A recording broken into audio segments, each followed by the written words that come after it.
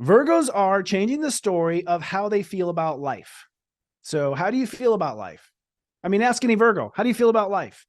And get ready and boil a whole pot of tea. Okay. Like when you ask that question, that story has got to change. That narrative is the old narrative. Yes, I know you had a certain life.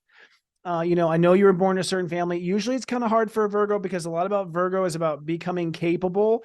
And that's part of their story always. So they usually are born into some sort of difficulty or challenge so that they can become capable. But that's over now. You're capable. You're watching me, right? So it's time to write a new story about the home you come from. It's time to rewrite the story and say that you come from a good home. And that good home is right here in my body every day. That is my vessel, is my home. That's the good home you're coming from. So rewrite that story, Virgo. Now, Mercury retrograde is also calling for you to rewrite a story, which is with self-love. Your mind, is your mind loving when it responds to you, or is your mind cruel? Is your mind critical, or is your mind supportive? Is your mind being a life coach to yourself inside, or is your mind putting yourself down? Is your mind parroting your parents or your critics when they're not around? So your attitude about loving yourself has to change. That's a major fulcrum point of making things balance and come to where they belong.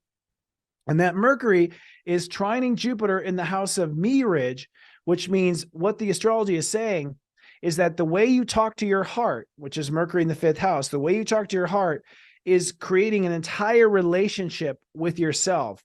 So if you talk bad to your health, then you have a bad relationship to yourself. If you have a bad relationship to yourself, you're going to attract, excuse me, I've got this wrong. Mercury is actually trying belief in yourself. My mind went to relationships because of Saturn. Mercury retrograde moment. Forgive me, Virgos. The way you talk to your heart is actually affecting your belief in yourself. Yes, you are changing your relationship to yourself, which is changing marriages. That's Saturn and Neptune and Pisces, not the topic of today, but I've been talking about it so much, it just went out of my mouth automatically. This Mercury trine to Jupiter is really you changing the dialogue with your heart, and that leads to you believing in yourself. So what the astrology is saying is that your conversation to your heart directly influences believing in yourself or not. And if you talk nicely to yourself, you'll believe in yourself. If you believe in yourself, you'll believe yourself in the world. If you believe in yourself in the world, anything is possible. All right. Thanks for hanging in there for that one for me, Virgo. It's serious joy, joy, joy.